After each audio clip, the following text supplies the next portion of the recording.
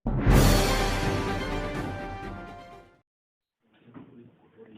तरह का आयोजन होगा और उसमें किन मुद्दों को लेकर चर्चाएं? देखिए, मैं भारत सरकार का बहुत बहुत धन्यवाद करता हूँ, गृह मंत्रालय का बहुत बहुत धन्यवाद करता हूँ। उन्होंने निर्णय ये लिया है कि जो national conference on women in police वो हिमाचल प्रदेश के शिमला में होगी 5 और 6 अगस्त को, और ये इसका 10वां वर्जन है। ये 2 साल में एक बार कॉन्फ्रेंस होती है और ये महिलाओं जो पुलिस में है इनकी सबसे बड़ी कॉन्फ्रेंस होती है। इसमें 4 प्रकार के इश्यूज डिस्कस होते हैं। एक तो क्राइम अगेंस्ट वुमेन, उसमें क्या काम देश में हुआ है। दूसरा है कि विमेन स्पेसिफिक इश्यूज, जैसा इसकी शुरुआत 2002 में जब श्री LK आडवाणी माननीय डिप्टी प्राइम मिनिस्टर और गृह मंत्री थे तब हुई। तब स्टार्ट हुआ था कि पुलिस स्टेशन में टॉयलेट्स कैसे बनाए जाए। आज हम काफी सफर हमने तय किया है।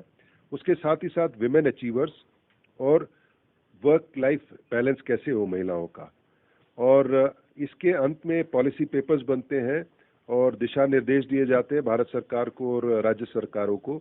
और हम ये आशा करते हैं कि ये कॉन्फ्रेंस जो शिमला में है बहुत अच्छी होगी और इसके परिणाम और जो इसके पॉलिसी पेपर्स जो होंगे बहुत ही अच्छे यहाँ से निकलेंगे। देखिए, ऐसा है क्योंकि ये गृह मंत्रालय का फंक्शन है, हम तो होस्ट है। हमको फाइनली इंडिकेशन गृह मंत्रालय से होगी कि कौन कौन आएगा, लेकिन पूर्व में भारत के गृह मंत्री भी आते रहे हैं, सुप्रीम कोर्ट के जज भी आते रहे हैं और सीनियर लेडी यूनियन कैबिनेट मंत्री भी आते रहे हैं। देखिए, हिमाचल प्रदेश पुलिस में आज के दिन में करीब 13% महिलाएं कार्यरत है, जो इंडिया का वन ऑफ द हाईएस्ट है। लेकिन मैं माननीय मुख्यमंत्री जी का धन्यवाद करता हूं कि पिछले बजट में उन्होंने जो डायरेक्ट रिक्रूटमेंट कांस्टेबल और सब इंस्पेक्टर में उसका अनुपात 20 से 25% किया है। तो जो कांस्टेबल की भर्ती हो रही है अभी, उसमें 25% रिजर्वेशन विमेन की है, और जो भी सरकार ने कल 30 पद सब इंस्पेक्टर के हमको स्वीकृत किए हैं, उसमें 10-30 में से 33.33% महिलाओं की भर्ती होगी।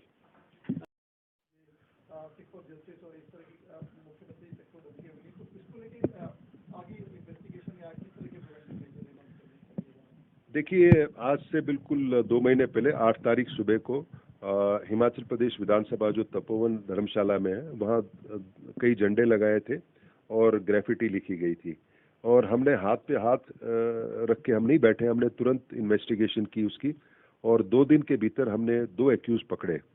और आपके जान के ये आश्चर्य होगा, ये उनका चौथा क्राइम था। इससे पहले खरड़ में, DC ऑफिस रोपड़ में, DSP रेजिडेंस कुरुक्षेत्र में उन्होंने झंडे लगाए थे, ग्रेफिटी लगाई थी। हमने इनको अरेस्ट किया। आज के दिन में ये कस्टडी में है। हम इनका चार्जशीट जल्द कोर्ट में दायर करने वाले हैं।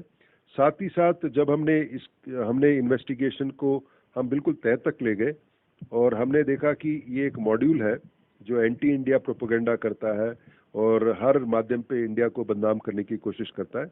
उसमें 247 लोग हमको मिले। 247 में से 188 भारत के थे और उसमें 140 जो सबसे ज्यादा पंजाब के थे और 50 से अधिक विदेश में थे, जिससे सबसे ज्यादा 23 लोग नॉर्थ अमेरिका के थे। ये हमने राष्ट्रीय जो सेंट्रल इंटेलिजेंस और सिक्योरिटी एजेंसीज के साथ सिक्योर किया है। ये जितने भी 247 लोग हैं, इनकी हम प्रोफाइलिंग कर रहे हैं, और आपको जान के खुशी होगी क्योंकि हमने रूल ऑफ लॉ के तहत इनके खिलाफ कड़ा कदम उठाया। पिछले 2 महीने में ऐसी कोई घटना नहीं हुई। साथ ही साथ जितने भी ऐसे रेडिकल एलिमेंट्स हैं, जो एंटी नेशनल एलिमेंट्स हैं, उस पर हम बिल्कुल नजर बनाए हुए हैं, और हम यही आशा करते हैं कि ऐसे इंसिडेंट्स दोबारा रिपीट नहीं होंगे। आपको याद होगा कि उन्होंने फिर रेफरेंडम की बात की थी 6 जून से, वो बिल्कुल फ्लॉप हो गया था क्योंकि हमने कड़े कदम उठाए थे, और हमारा ये मानना है कि हम रूल ऑफ लॉ के तहत इसमें काम करेंगे और जो कानून है उसकी कड़ी पालना करेंगे। एक तो जैसे ही पेपर लीक हुआ था तो हम चाहते थे कि इन्वेस्टिगेशन तुरंत हो ताकि कोई एविडेंस डिस्ट्रॉय ना हो, कोई साक्ष्य डिस्ट्रॉय ना हो, और इसमें हमने 170 से ज़्यादा अभी अरेस्ट कर लिए। 2 चार्जशीट दायर होगी, एक गग्गल में, उसमें 91 लोग चार्जशीट में हैं, और कल CID में जो चार्जशीट दायर हुई उसमें 61 लोग चार्जशीट में हैं। आज जो सोलन का केस है वो भी चार्जशीट कोर्ट में दायर हो जाएगा। अब रही पुलिस अधिकारियों की या पुलिस कर्मचारियों की संलिप्तता, उसमें हमने बोर्ड ऑफ इंक्वायरी भी हमने एस्टैब्लिश किए, साथ ही साथ एसआईटी को निर्देश किए अब पुलिस अधिकारियों का रोल आप एग्जामिन करिए, अगर किसी की संलिप्तता पाई जाए तो कानून के हिसाब से इसमें काम करिए।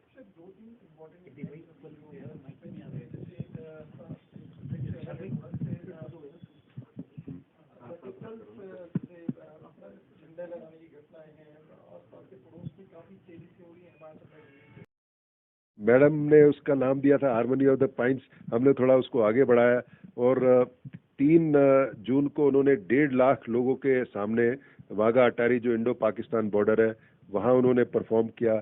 उनकी परफॉर्मेंस की इतनी सराहना हुई। हम तो चाहते हैं कि वो दिन दुगनी रात चौगनी आगे प्रोग्रेस करते रहे, गिनेस बुक में उनका नाम हो। आपको जान के ये भी खुशी होगी क्योंकि अब इतने फेमस हो गए हैं, उनको नेशनली और इंटरनेशनली बड़े ऑफर्स आ रहे हैं परफॉर्म करने के लिए और यूनिक है। बाकी तो बैंड बहुत है लेकिन I think this is the first band और ऑर्केस्ट्रा इन यूनिफॉर्म, इसी वजह से यूनिक है।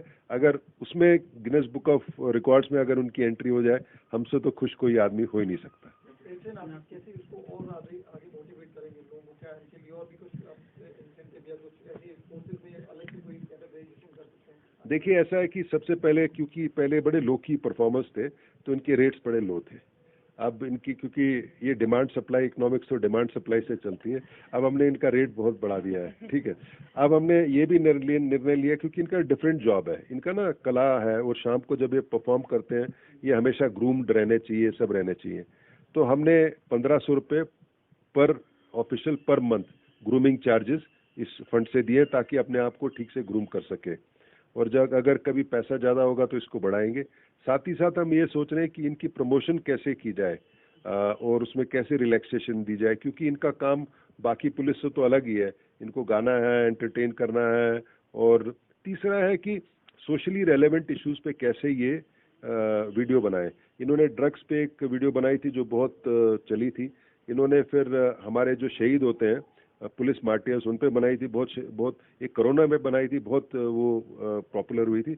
हम चाहते हैं सोशली रेलेवेंट इश्यूज जैसे रोड ट्रैफिक है, रोड एक्सीडेंट्स है, क्राइम अगेंस्ट वुमेन है, क्राइम अगेंस्ट चिल्ड्रन है, ठीक है, साइबर क्राइम्स है, इस पे ये वीडियोस बनाएं ताकि इससे लोगों की अवेयरनेस बढ़ सके। क्या फाइनेंशियली सपोर्ट करेगी पुलिस को?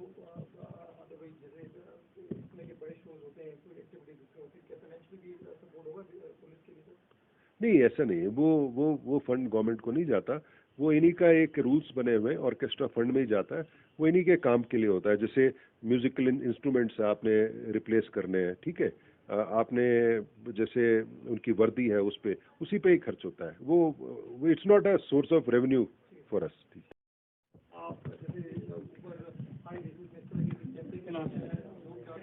हम बोलते हैं, देखिए ऐसा है कि जो आपदा है ये मानसून के कारण हो रही है, उसमें 2-3 इश्यूज हैं।